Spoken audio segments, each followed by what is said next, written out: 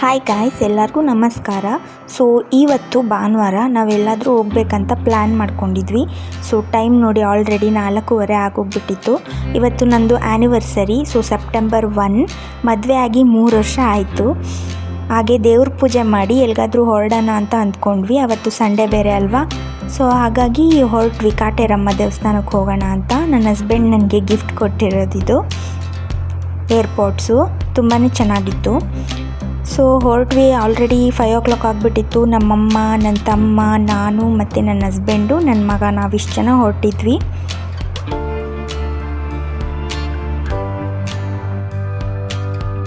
ನಾವು ತುಂಬ ದಿನಗಳಿಂದ ಅಂದ್ಕೊಂಡಿದ್ವಿ ಕಾಟೇರಮ್ಮ ದೇವಸ್ಥಾನಕ್ಕೆ ಹೋಗ್ಬಿಟ್ಟು ಬರಬೇಕು ಅಂತ, ಬಟ್ ಆಗ್ತಿರ್ಲಿಲ್ಲ. ಇವತ್ತೆಲ್ರಿಗೂ ರಜೆ ಇತ್ತು, ಅದು ಬೇರೆ ಆ್ಯನಿವರ್ಸರಿ ಇತ್ತಲ್ವ. ಸೊ ಹಾಗಾಗಿ ಹೇಗೂ ದೇವಸ್ಥಾನಕ್ಕೆ ಹೋಗಬೇಕಿತ್ತು, ಹೋಗ್ಬಿಟ್ಟು ಬರೋಣ ಅಲ್ಲಿಗೆ ಅಂತ ಅಂದ್ಬಿಟ್ಟು ಪ್ಲ್ಯಾನ್ ಮಾಡಿದ್ವಿ.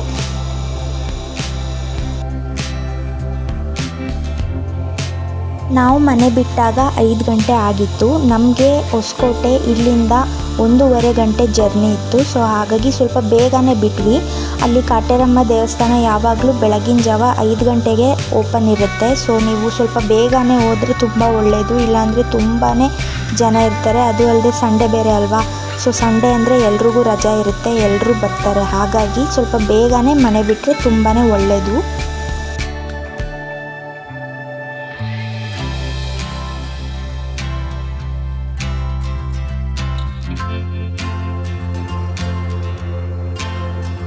ವ್ಯೂ ತುಂಬಾ ಚೆನ್ನಾಗಿತ್ತು, ಸನ್ರೈಸ್ ಆಗ್ತಾ ಇತ್ತಲ್ವ. ಸೊ ಅದಕ್ಕೆ ಕ್ಯಾಪ್ಚರ್ ಮಾಡಿಕೊಂಡೆ.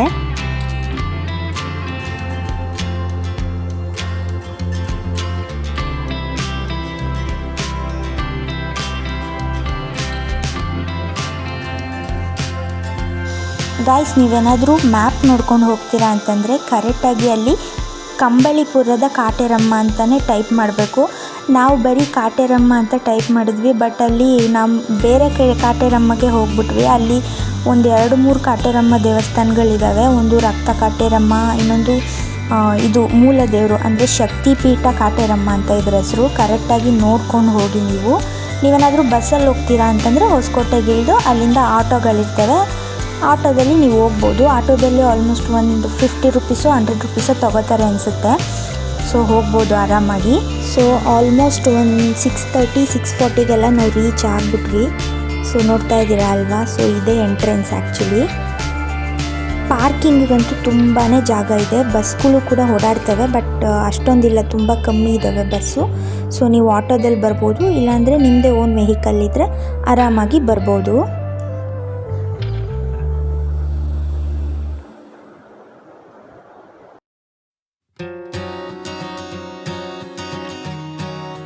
ಸೊ ಈಗ ನಾವು ದೇವಸ್ಥಾನ ಒಳಗಡೆ ಬಂದ್ವಿ. ಸೊ ಎಲ್ಲ ದೇವಸ್ಥಾನದಲ್ಲೂ ಕೂಡ ಗಣೇಶನೇ ಸಿಗ್ತಾರೆ ಅಲ್ವಾ ಫಸ್ಟು. ಸೊ ಹಾಗಾಗಿ ಇಲ್ಲೂ ಕೂಡ ಗಣೇಶನ ಇಟ್ಟಿದ್ದಾರೆ. ಅಲ್ಲಿ ನಮಸ್ಕಾರ ಮಾಡಿಕೊಂಡು ಒಳಗಡೆ ಹೋದರೆ ತುಂಬಾ ಜನ ಇದ್ದರು. ನಾವು ಇಷ್ಟು ಬೇಗ ಬಂದರೂ ಕೂಡ ಇಷ್ಟು ಜನ ಇದ್ದಾರಲ್ಲ ಅಂತ ನಮಗೆ ಆಶ್ಚರ್ಯ ಆಗೋಯ್ತು. ಆಲ್ಮೋಸ್ಟ್ ಒಂದು 6:30 ಆಗಿತ್ತಷ್ಟೇ, ಆವಾಗಲೇ ಅಷ್ಟು ಜನ ಬಂದ್ಬಿಟ್ಟಿದ್ದಾರೆ. ಸೊ ಮೂರ್ತಿ ಅಂತೂ ತುಂಬಾ ಚೆನ್ನಾಗಿತ್ತು, ಭಯ ಆಗ್ತಿತ್ತು ಆ್ಯಕ್ಚುಲಿ ಅದನ್ನು ನೋಡಿದ್ರೆ.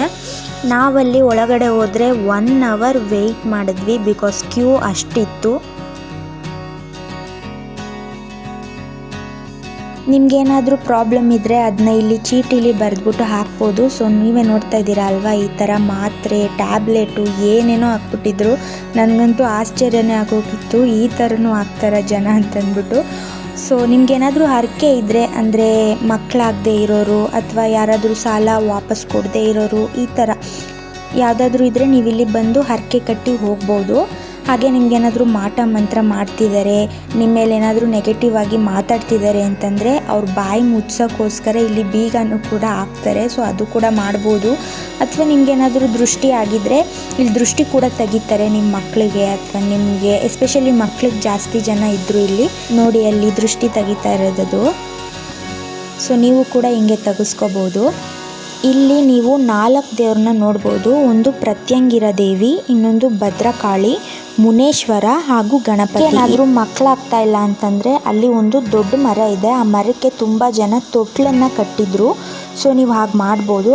ಹಾಗೆ ಇಲ್ಲಿ ತುಂಬ ಜನ ಬೆಲ್ಲದಲ್ಲಿ ಆರತಿನ ಮಾಡ್ತಾ ಇದ್ರು, ನೀವು ಕೂಡ ಮಾಡ್ಬೋದು. ಇಲ್ಲಿ ಪ್ರತಿ ಮಂಗಳವಾರ, ಶುಕ್ರವಾರ, ಹುಣ್ಣಿಮೆ, ಅಮಾವಾಸ್ಯೆ ಇಂಥ ದಿನಗಳಲ್ಲಿ ವಿಶೇಷ ಪೂಜೆ ಇರುತ್ತೆ. ಆಗ ಏನಿಲ್ಲ ಅಂದರೂ 2,000 ಜನ ಬರ್ತಾರಂತೆ. ಇನ್ನು ಯಾರು ಕಾಟೇರಮ್ಮ ದೇವಸ್ಥಾನಕ್ಕೆ ಬಂದಿಲ್ವೋ ದಯವಿಟ್ಟು ಒಮ್ಮೆ ಆದರೂ ಬನ್ನಿ, ತುಂಬಾ ಚೆನ್ನಾಗಿದೆ. ಸೊ ನಿಮಗೆ ಶಾಪಿಂಗಿಗೆ ಏನಾದರೂ ಪರ್ಚೇಸ್ ಮಾಡಬೇಕಂದ್ರೆ ನೀವು ಪರ್ಚೇಸ್ ಮಾಡ್ಬೋದು. ನಾವು ಅಲ್ಲಿಂದ ಬೇಗನೆ ಬಿಟ್ವಿ, ಯಾಕೆಂದರೆ ಕೋಟಿಲಿಂಗೇಶ್ವರ ನೋಡಬೇಕಿತ್ತು. ಸೊ ಹಾಗಾಗಿ ಬೇಗ ಬಂದ್ವಿ. ನಿಮ್ಮ ಸಮಸ್ಯೆಗೆ ಅಥವಾ ನಿಮಗೆ ಏನಾದರೂ ಬೇಡಿಕೆಗಳಿದ್ದರೆ ಇಲ್ಲಿ ಪ್ರತಿಯೊಂದಕ್ಕೂ ಒಂದೊಂದು ಮಂತ್ರ ಇರುತ್ತೆ. ಸೊ ಅಂದರೆ ಮಕ್ಕಳಾಗಬೇಕಂದ್ರೆ ಒಂದು ಮಂತ್ರ, ಅಥವಾ ಮಾಟ ಮಂತ್ರ ಆಗಿದ್ದರೆ ಒಂದು ಮಂತ್ರ, ಈ ರೀತಿ ಅದನ್ನೆಲ್ಲ ಹೇಳ್ಕೊಡ್ತಾರೆ. ಆ ಮರದ ಸುತ್ತ 100 ಸತಿ ಅಥವಾ 90 ಸತಿ ಸುತ್ತಬಹುದಂತೆ. ಅದು ನನಗೆ ಗೊತ್ತಿಲ್ಲ ಕರೆಕ್ಟಾಗಿ, ಅಲ್ಲಿ ಒಬ್ಬೊಬ್ಬರು ಒಂದೊಂದು ಥರ ಹೇಳಿದ್ರು. ಸೊ ನಾವೇನಲ್ಲಿ ಮರ ಸುತ್ತೋದು ಆ ಥರ ಏನೂ ಮಾಡಿಲ್ಲ, ಬರೀ ನೋಡ್ಕೊಂಡು ಬಂದ್ವಿ ಅಷ್ಟೇ. ಹರಕೆ ಗಿರ್ಕೆ ಅಂತ ಏನೂ ಮಾಡಲಿಲ್ಲ ನಾವು. ನೀವೇನಾದರೂ ಮಾಡೋ ಹಾಗಿದ್ರೆ ಆಲ್ಮೋಸ್ಟ್ 9 ಗಂಟೆ ಆಗಿತ್ತು. ಹಾಗಾಗಿ ಇಲ್ಲೇ ಒಂದು ಯಾವುದೋ ಹೋಟೆಲ್ ಇತ್ತು, ಅಲ್ಲಿ ಬ್ರೇಕ್ಫಾಸ್ಟ್ ಮುಗಿಸಿ ಹೊರಟ್ವಿ ನಾವು. ನೆಕ್ಸ್ಟ್ ಕೋಟಿಲಿಂಗೇಶ್ವರಕ್ಕೆ ಹೊರಟ್ವಿ. ನಾನು ನೆಕ್ಸ್ಟ್ ವಿಡಿಯೋದಲ್ಲಿ ಅಪ್ಲೋಡ್ ಮಾಡ್ತೀನಿ. ನಿಮ್ಗೇನಾದರೂ ವಿಡಿಯೋ ಇಷ್ಟ ಆಗಿದ್ದರೆ ಲೈಕ್ ಮಾಡಿ, ಸಬ್ಸ್ಕ್ರೈಬ್ ಮಾಡಿ. Thank you.